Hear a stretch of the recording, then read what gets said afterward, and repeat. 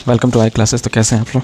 आज की क्लास में हम लोग फिजिक्स के प्रकाश के परावर्तन एवं अपवर्तन को पढ़ेंगे 10वीं क्लास। ठीक है, reflection and refraction of light. ठीक है, चलिए स्टार्ट करते हैं हम लोग इसको।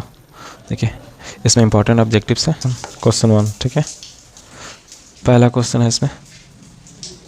पहला क्वेश्चन है प्रकाश के किरणों के समूह के क्या कहते हैं? प्रकाश के किरणों के समूह को प्रकाश स्रोत नहीं कहेंगे, किरण पुंज कहेंगे, प्रदीप्त प्रकीर्णन। तो यही होगा। ठीक है, किरण पुंज। ठीक है, अगला क्वेश्चन देखते हैं इसमें। कह रहा है बताइए एक उत्तल लेंस की क्षमता 1 डायोप्टर है, तो उस लेंस की फोकस दूरी क्या होगी? याद रखना है आपको, उत्तल लेंस की फोकस दूरी और क्षमता दोनों धनात्मक होता है, पॉजिटिव होता है। ये चीज़ आपको ध्यान रखना है। तो ये निगेटिव वाला तो ऐसे ही कैंसिल हो जाएगा दो को। ठीक है, क्वेश्चन क्षमता 1 डायोप्टर है, आपको पावर निकालने का फॉर्मूला होता है P = 1/f होता है। ठीक है, मतलब फोकस दूरी का ये क्या होता है? इन्वर्स होता है, व्युत्क्रम होता है। तो हम लोग कैसे निकालेंगे? पावर दिया है 1 डायोप्टर, तो यहाँ रखेंगे 1। ठीक है, और यहाँ पे हम लोग क्या रखेंगे? 1/f। तो ये कैसे हो जाएगा? f इधर जाएगा और यहाँ आ जाएगा, तो ये 1/1। चूँकि ये मीटर में होता है, क्या चीज़ में होता है? यहाँ जो फोकस रखा जाता है, फोकल लेंथ, ये मीटर में रखा जाता है। इसको सेंटीमीटर में कन्वर्ट कर लिया, 100 से गुना cm होगा, तो ये कितना हो जाएगा? f = 100 centimetre. ठीक है, ओके। कहाँ है ऑप्शन? +100, ये रहा। ओके, अगला क्वेश्चन हम लोग देखते हैं इसमें। दूसरा क्वेश्चन इसमें कह रहा है किसी उत्तल लेंस का फोकसांतर। देखिए फिर से आया उत्तल लेंस, तो उत्तल लेंस का फोकसांतर ये पॉजिटिव होता है, इसकी फोकस दूरी भी और इसका पावर भी, लेंस की क्षमता भी। फोकसांतर 50 सेंटीमीटर है, तो उसकी क्षमता बतानी है। अभी आपको बताया फॉर्मूला P = क्या होता है? 1/f। f मीन्स क्या होता है? फोकस दूरी, यानी कि फोकसांतर कितना दिया है? 1/50। लेकिन ये हम लोग सेंटीमीटर में इसको नहीं रख सकते हैं, पहले इसको मीटर में कन्वर्ट कीजिए। तो ये क्या हो जाएगा? 50 सेंटीमीटर को मीटर में कन्वर्ट करने के लिए 100 से डिवाइड करेंगे, ये कितने बार में कैंसिल होगा? 2, यानी कि 1/2 मीटर आया। तो इसको जैसे 1 रखेंगे, f का वैल्यू कितना आया है? 1/2 मीटर आया, तो 1/2। अब ये कैंसिल होगा, तो ये ऊपर जाएगा, तो यहाँ क्या आ जाएगा? 2। मतलब कि क्षमता कितनी डायोप्टर होगी? 2। और चूँकि इसकी क्षमता पॉजिटिव होती है, तो +2 डायोप्टर। ये रहा। अगला क्वेश्चन हम लोग देखते हैं इसमें। कह रहा है क्वेश्चन कि प्रकाश की किरण गमन करती है, प्रकाश की किरण हमेशा सीधी रेखा में गमन करती है। ओके, ये याद रखना है आप लोगों को। अगला क्वेश्चन इसमें देखते हैं हम लोग। ठीक है, अगला क्वेश्चन है उत्तल लेंस की क्षमता होती है। उत्तल लेंस की क्षमता कैसी होती है? आपको बता ही दिया है कि उत्तल लेंस की क्षमता कैसी होती है? पॉजिटिव, मतलब धनात्मक होती है। ठीक है, ये रहा आपका सही आंसर। देखिए अगला क्वेश्चन देखते हैं। सोलर कुकर में प्रयोग किया जाता है। सोलर कुकर में क्या प्रयोग किया जाता है? अवतल दर्पण का प्रयोग किया जाता है, क्योंकि अवतल दर्पण को अभिसारित दर्पण भी कहते हैं, क्योंकि ये सभी प्रकाश आपतित किरणों को एक बिंदु पर अभिसारित कर देता है। ठीक है, इसीलिए इसका यूज़ किया जाता है, खाना पक जाता है। अगला क्वेश्चन में देखते हैं। देखिए काल्पनिक प्रतिबिंब होता है हमेशा, काल्पनिक प्रतिबिंब हमेशा सीधा होता है। ये आपको याद रखना है कि काल्पनिक प्रतिबिंब हमेशा कैसा होगा? सीधा होगा। और अगर एक वास्तविक प्रतिबिंब होता है, वास्तविक प्रतिबिंब आएगा तो आपको याद रखना है वास्तविक प्रतिबिंब कैसा होता है? उल्टा होता है, जबकि काल्पनिक कैसा होता है? सीधा होता है। काल्पनिक सीधा होता है। ठीक है, अगला क्वेश्चन इसमें हम लोग देखते हैं। कह रहा है इस क्वेश्चन में अवतल लेंस की क्षमता, अवतल लेंस की क्षमता, जब उत्तल लेंस की क्षमता पॉजिटिव हुआ था, तो ये वाली क्या हो जाएगा बच्चों? ये निगेटिव हो जाएगा। ठीक है, ऋणात्मक। ओके, तो ये रहा। अगला क्वेश्चन देखते हैं। कह रहा है किस दर्पण से हमेशा वस्तु से छोटा प्रतिबिंब बनता है? वस्तु से हमेशा छोटा प्रतिबिंब उत्तल दर्पण से बनता है। ठीक है, ओके। अवतल दर्पण में तीनों प्रकार के प्रतिबिंब बन सकते हैं, छोटा, बड़ा और बराबर भी वस्तु के। अगला क्वेश्चन देखिए। प्रकाश का वेग न्यूनतम होता है। प्रकाश का वेग सबसे कम क्या चीज़ में होता है बच्चों? वायु में। वायु में तो सबसे मैक्सिमम होता है ना? निर्वात में मैक्सिमम होता है। वायु और निर्वात दोनों को सेम ही रखा गया है। इसका आंसर होगा कांच। ठीक है, 10 नंबर क्वेश्चन। 11 नंबर क्वेश्चन देखते हैं। मोटर गाड़ी के चालक के सामने लगा रहता है। मोटर गाड़ी के चालक के सामने जो लगा रहता है, जो पीछे के दृश्य को देख सके लो ड्राइवर, तो उसमें क्या लगा होता है? उत्तल दर्पण लगा होता है। ये भी बहुत ही इंपॉर्टेंट क्वेश्चन है, इसको याद रखना है आप लोगों को। चलिए अगला क्वेश्चन है प्रकाश के परावर्तन के कितने नियम होते हैं? प्रकाश के परावर्तन के कितने नियम होते हैं? 2 होते हैं। ठीक है, अपवर्तन के भी 2 ही नियम होते हैं, याद रखना है आप लोगों को। इसमें प्रकाश के परावर्तन अपवर्तन दोनों से क्वेश्चन है। फोटोग्राफी कैमरे का अभिदृश्यक होता है उत्तल लेंस का, अवतल लेंस का, उत्तल दर्पण का, अवतल दर्पण का। ठीक है, लेंस होता है और उत्तल लेंस का। ठीक है, उत्तल लेंस आपको याद रखना है। उत्तल लेंस में किसी वस्तु का छोटा प्रतिबिंब बन सकता है, बड़ा प्रतिबिंब बन सकता है। ठीक है, तो फोटोग्राफी में बड़ा को जूम करना रहता है, छोटा को जूम करना रहता है। अगला क्वेश्चन देखते हैं हम लोग इसमें। कह रहा निम्न में से कौन सा पदार्थ लेंस बनाने के लिए प्रयुक्त किया जाता है? प्रयुक्त नहीं किया जाता है। जल, कांच, प्लास्टिक, मिट्टी। मिट्टी का यूज़ क्यों होगा? यही नहीं होगा। ठीक है, अगला क्वेश्चन देखिए। कह रहा है इसमें उत्तल लेंस को कहते हैं, उत्तल लेंस को क्या कहते हैं बच्चों? तो उत्तल लेंस को अभिसारी लेंस कहते हैं। ओके, ठीक है, ये सभी। उत्तल लेंस कैसा होता है दिखने में बच्चों? तो ये उत्तल लेंस होता है। अवतल लेंस कैसा होता है? ये अवतल लेंस होता है। ठीक है, ये उत्तल लेंस होता है। चलिए अगला समझिए। तो इसको उत्तल लेंस को क्या कहते हैं बाबू? अभिसारी लेंस कहते हैं, क्योंकि ये मुख्य अक्ष के समांतर आपतित किरणों को क्या कर देता है? मुख्य फोकस पर अभिसरित कर देता है। चलिए अगला क्वेश्चन इसमें देखते हैं। अवतल लेंस को कहते हैं। अवतल लेंस को क्या कहते हैं? अवतल, जब उत्तल लेंस को अभिसारी लेंस कहते हैं तो अवतल लेंस को क्या कहेंगे? अपसारी लेंस कहते हैं। अवतल लेंस को क्या कहते हैं? अपसारी लेंस कहते हैं। याद रखना है आप लोग को, ठीक है। अवतल लेंस अपसारी, अवतल लेंस अपसारी। याद रखने का तरीका है कि अवतल को आप अवतल कह के पुकारिए, तो अवतल कह के बुलाइएगा तो अवतल मतलब अवतल मतलब अपसारी लेंस हो जाएगा, ठीक है। समतल दर्पण द्वारा बना प्रतिबिंब कैसे होता है? समतल प्रतिबिंब वास्तविक होता है, काल्पनिक होता है, दोनों इनमें से कोई नहीं। समतल दर्पण से काल्पनिक प्रतिबिंब बनता है, ठीक है, समतल दर्पण में। अगला क्वेश्चन देखिए, क्योंकि सीधा बनता है। निर्गत किरण एवं अभिलंब के बीच के कोण को क्या कहते हैं, है ना? जब भी देखिए ये हवा से अगर कोई वस्तु जल में आ रही है, वाटर में, तो ये अभिलंब की ओर झुक जाएगी और फिर यहाँ से ये अभिलंब हो गया, फिर ये जब निकलेगी तो बाहर की तरफ भागेगी, मतलब अभिलंब से दूर भागेगी। तो ये कह रहा है क्वेश्चन, निर्गत किरण एवं अभिलंब, ये अभिलंब हुआ और ये निर्गत किरण हुआ। ये आपतित किरण, अपवर्तित किरण और ये निर्गत किरण, ये हुआ निर्गत किरण। निर्गत किरण और अभिलंब के बीच के कोण को क्या कहते हैं? यही कहलाता है निर्गत कोण कहलाएगा, ठीक है, निर्गत कोण। तो ये इसका सही आंसर होगा सी, ठीक है। अगला क्वेश्चन देखते हैं। इसमें कह रहा है, देखना, किस दर्पण से वस्तु का बड़ा प्रतिबिंब बनता है? अवतल दर्पण से क्या बनता है? वस्तु से बड़ा प्रतिबिंब। उत्तल दर्पण से दो ही स्थिति होती है, दो ही स्थिति, और हमेशा छोटा प्रतिबिंब बनाएगा, ठीक है। अगला क्वेश्चन है, जब प्रकाश की किरण हवा से कांच में प्रवेश करती है तो मुड़ जाती है। जब प्रकाश की किरण हवा से कांच में प्रवेश करती है तो देखिए, ये अगर हवा है, ठीक है, हवा से जैसे ही कांच में प्रवेश करेगी तो ये अभिलंब की ओर मुड़ जाएगी। किधर? अभिलंब के निकट आती है, ठीक है, अभिलंब की ओर मुड़ जाएगी। अगला क्वेश्चन देखते हैं इसमें फटाफट। साइड मिरर के रूप में प्रयुक्त होता है। साइड मिरर के रूप में क्या चीज़ को प्रयुक्त किया जाता है बच्चों? तो साइड मिरर के रूप में किसको?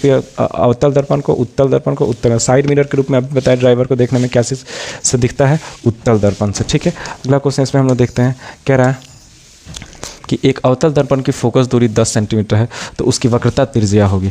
वक्रता त्रिज्या देखिए कैसे हम निकालते हैं हम लोग। अवतल दर्पण की फोकस दूरी क्या दिया हुआ वो बच्चों? फोकस दूरी एफ की वैल्यू कितनी दी हुई है? ये माइनस होगा, माइनस 10 सेंटीमीटर फोकस दूरी, फोकल लेंथ। तो उसकी वक्रता त्रिज्या होगी, आर इज इक्वल टू होगी, क्या होगी? आर। तो याद रखिएगा, आर हमेशा बड़ा होता है। बड़ा होता है तो कितना बड़ा होता है? तो इसके 2 गुना होता है ना, यानी कि एक फॉर्मूला होता है R is equal to twice of F, मतलब कि आर जो होता है 2 गुना होता है। अब इसका डबल कर दीजिए, 10 से गुना करेंगे 2 को तो कितना आ जाएगा? 20 निगेटिव, ठीक है ना। तो इसका 20 सेंटीमीटर ये रहा, ठीक है, याद रखना।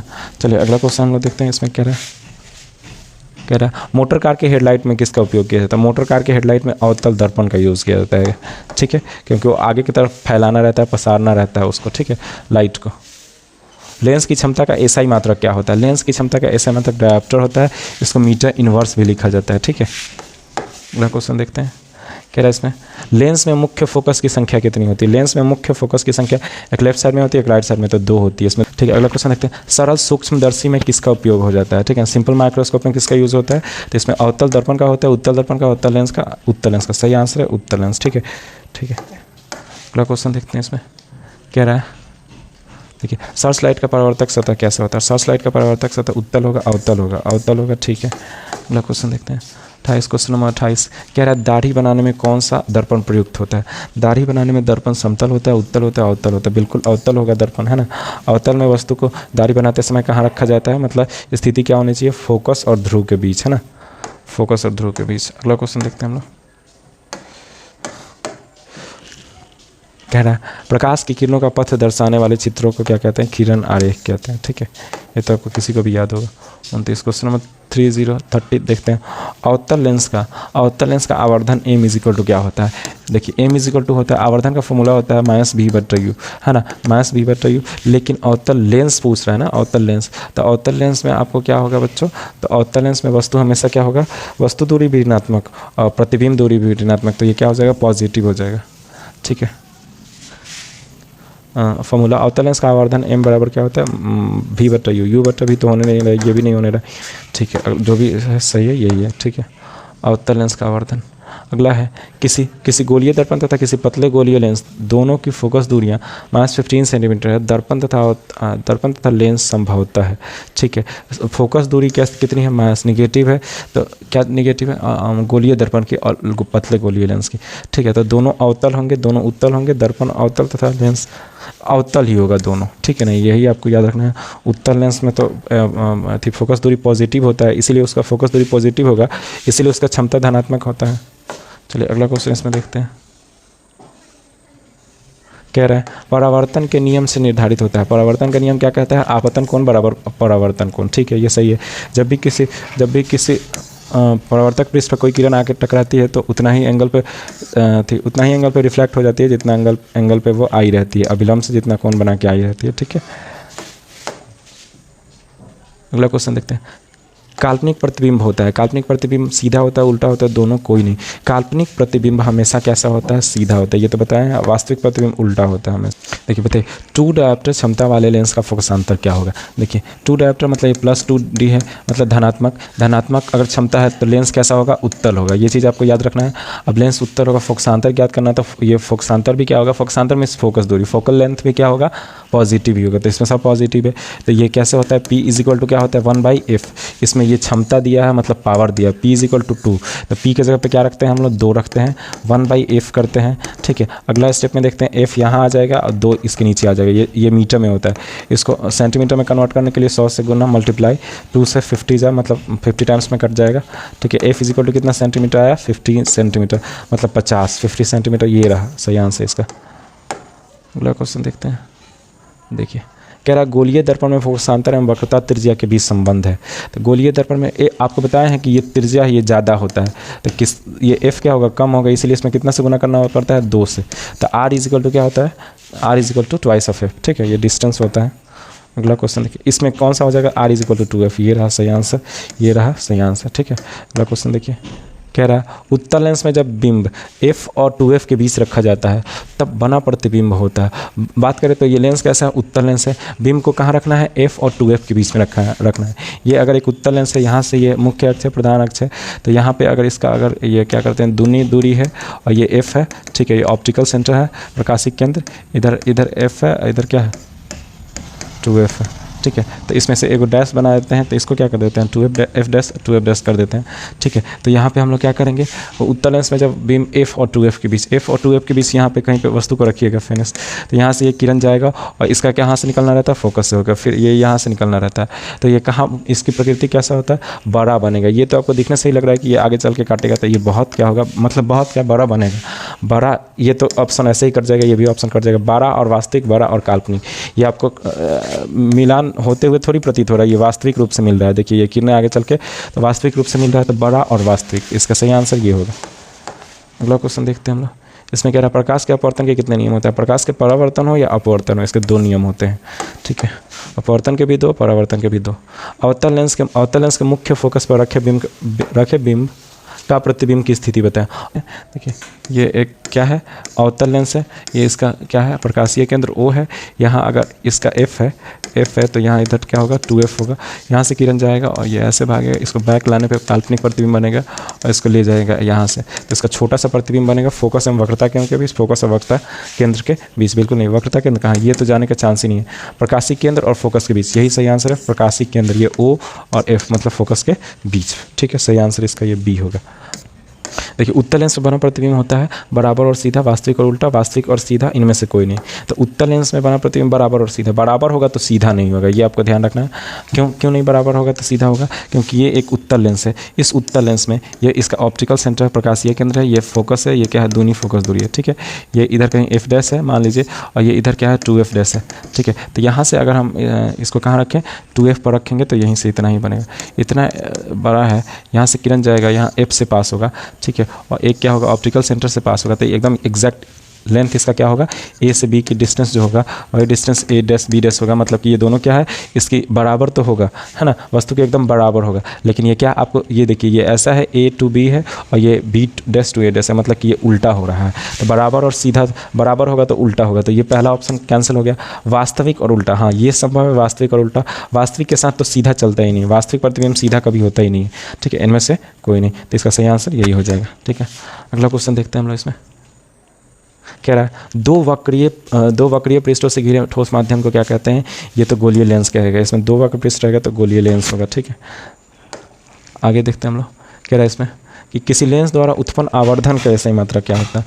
किसी लेंस द्वारा उत्पन्न आवर्धन का एसआई मात्रा, आवर्धन क्या होता है, मात्रक विहीन राशि है, ठीक है ना, ये आपको याद रखना है, इसका कोई मात्रक नहीं होता है। वह गोलीय दर्पण जो बाहर की तरफ वक्रित होता है, देखिए ऐसा गोलीय दर्पण जो बाहर की तरफ वक्रित होता है, बाहर की तरफ वक्रित होता है, दर्पण इधर से बनाया गया, मतलब इधर क्या कर दिया गया, इधर पेंटेड कर दिया गया है, और इधर से ये तो उठा हुआ भाग से अगर परावर्तन की क्रिया हो रही है, मतलब तो ये कैसा दर्पण है, उत्तल दर्पण है, उठा हुआ भाग से हो रहा है तो उत्तल दर्पण। ये कहाँ है, ये सही आंसर हो जाएगा, ये सी, उत्तल दर्पण, ठीक है। अगला क्वेश्चन इसमें हम लोग देखते हैं, कह रहा है इसमें कि लेंस के केंद्रीय बिंदु को क्या कहते हैं। लेंस के केंद्रीय बिंदु, ये लेंस हो गया, इसके केंद्रीय बिंदु को क्या कहेंगे, ओ कहेंगे। क्या कहेंगे, ओ, मतलब ये ऑप्टिकल सेंटर प्रकाशिक केंद्र कहलाता है, ठीक है। ये उत्तल लेंस है और ये कौन सा लेंस है, अवतल लेंस है, ठीक है। ये डैश डैश डैश ऐसा, यहाँ पे ये होगा ऑप्टिकल सेंटर कहलाता है, ठीक है। चलिए अगला क्वेश्चन देखते हैं, अवतल दर्पण के ध्रुव और मुख्य फोकस के बीच रखे बिंब का प्रतिबिंब की प्रकृति कैसी होगी। अवतल दर्पण है, ध्रुव और मुख्य फोकस के बीच रखा गया है बिंब की प्रकृति, यही हम लोग हजामती दर्पण में इस प्रतिबिंब का यूज़ किया जाता है ना। तो इसका क्या होगा, आभासी उल्टा, आभासी एवं सीधा आभासी तो होगा ही, मतलब काल्पनिक होगा, आभासी होगा, सीधा ना ये तो चांस ही नहीं है, आभासी उल्टा, आभासी प्रतिबिंब हमेशा सीधा होता है तो ये भी चांस नहीं है, ठीक है। तो काल्पनिक एवं सीधा यही है, ठीक है। चलिए देखिए ये क्वेश्चन देखते हैं, किसी शब्दकोश में पाए गए छोटे अक्षरों को पढ़ते समय आप निम्न में से कौन सा लेंस पसंद करेंगे। देखिए लेंस आपको छोटे अक्षरों को पढ़ना है तो उसको बड़ा करके दिखाता है, जो छोटा का इमेज बड़ा करके बनाता है, जो छोटी वस्तु का इमेज बड़ा बनाता है वही ना। तो अवतल लेंस से तो बड़ा प्रतिबिंब बनता ही नहीं है, छोटा बनता है, तो अवतल लेंस ऐसे ही कैंसिल हो गया दो को, ठीक है। अब रहा 50 सेंटीमीटर 5 सेंटीमीटर, दोनों में से किसका यूज़ किया, जिसकी फोकस दूरी कम होगी उसकी क्षमता क्या होगी, ज़्यादा होगी, ठीक है। तो इन दोनों में फोकस दूरी किसकी कम है, ये है, ठीक है, तो यही यूज़ करेंगे। देखिए कह रहा है दंत विशेषज्ञ मरीजों के दांतों का बड़ा प्रतिबिंब देखने के लिए, बड़ा प्रतिबिंब दर्पण में यूज़ करना है तो अवतल कीजिए, ठीक है, बड़ा करके फोटो बनाता है, ठीक है। गोलीय दर्पण का वक्रता केंद्र को किस अक्ष से निरूपित किया जाता है, तो ये रहा सी, गोलीय दर्पण का वक्रता केंद्र, सेंटर ऑफ कर्वेचर, ठीक है ना, सी, सेंटर ऑफ कर्वेचर, तो ये सी से इंडिकेट किया जाता है। देखिए इसमें अगला क्वेश्चन है, पतले लेंस की आवर्धन क्षमता कैसी होगी। लेंस अगर पतला रहेगा तो उसकी आवर्धन क्षमता कम होती है, याद रखिए। छोटे एवं मोटे लेंस की आवर्धन क्षमता अधिक होती है, ठीक है, छोटे एवं मोटे, अब पतला लेंस रहेगा तो कम होगा वही, ठीक है। देखिए अगला क्वेश्चन, निर्वात में प्रकाश की चाल, निर्वात में प्रकाश की चाल कितनी होती है, 3 × 10⁸ मीटर पर सेकंड। ये थोड़ा सा एरर है, ये 8 ऊपर है, 3 × 10⁸ मीटर पर सेकंड, ठीक है, ये होता है, याद रखना है आप लोगों को। अगला क्वेश्चन देखते हैं, कह रहा मोटे लेंस की आवर्धन क्षमता, ये बताया ना अभी, मोटे लेंस की आवर्धन क्षमता क्या होती है, अधिक होती है, ठीक है। अगला क्वेश्चन देखते हैं हम इसमें, कह रहा है अवतल दर्पण के मुख्य फोकस पर रखे बिंब का प्रतिबिंब की स्थिति होती है। और देखिए अवतल दर्पण के मुख्य फोकस पर रखेगा तो अनंत पर बनेगा, याद रखना है, और अनंत पे रखेगा तो मुख्य फोकस पे बनेगा। तो मुख्य फोकस पर रखा, जैसे ही दिखा आप अनंत पे लगाइएगा, दर्पण मत चेक कीजिएगा कौन सा है, डायरेक्ट लगाइए। देखिए अगला क्वेश्चन देखते हैं, अवतल दर्पण के ध्रुव और मुख्य फोकस के बीच रखे बिंब का प्रतिबिंब की प्रकृति कैसी होगी, ठीक है। तो अवतल दर्पण के ध्रुव और मुख्य फोकस, ये एक अवतल दर्पण है, ठीक है, सिल्वर्ड किया गया है, ये ध्रुव है, इसका फोकस है, इसके बीच अगर वस्तु को रखा जाता है तो इसकी प्रकृति कैसी होगी, ठीक है। तो ये टकरा के वापस जाता है, ये हजामती दर्पण वाला यूज़ है, ठीक है। तो कैसे किया जाता है हजामती दर्पण वाला यूज़, तो ये देखिए आभासी और उल्टा बनता है इसका, ठीक है।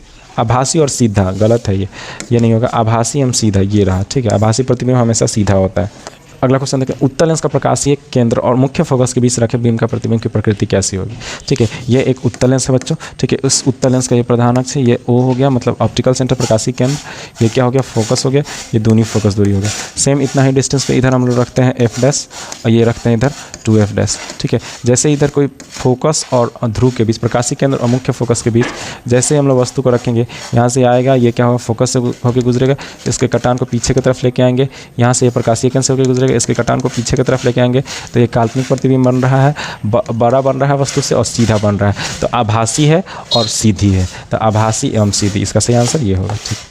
अगला क्वेश्चन देखते हैं हम लोग इसमें, कह रहा है उत्तल लेंस के मुख्य फोकस पर रखे प्रतिबिंब की स्थिति कैसी होती है।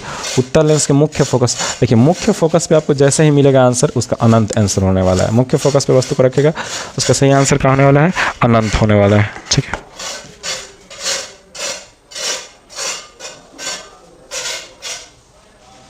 ठीक है, देखिए अगला क्वेश्चन है, अवतल दर्पण के सामने अनंत पर रखे बीम का प्रतिबिंब की स्थिति कैसी होती है? अनंत पे रखा गया है, तो अनंत पे रखा गया है तो मुख्य फोकस पे बनेगा, ये यही होगा सही आंसर। ठीक है, तो ये देखिए इसी के साथ ये चैप्टर क्या हो रहा है, समाप्त हो रहा है। ठीक है, अब हम लोग पढ़ेंगे नेक्स्ट क्लास में ये चैप्टर खत्म, आगे अब अगले चैप्टर का इंपॉर्टेंट ऑब्जेक्टिव्स पढ़ेंगे लोग। ठीक है, सारे चैप्टर्स के फिजिक्स केमिस्ट्री बायो के ऑब्जेक्टिव धीरे धीरे अपलोड हो रहा है। ठीक है, देखते रहिए। आज के लिए इतना ही।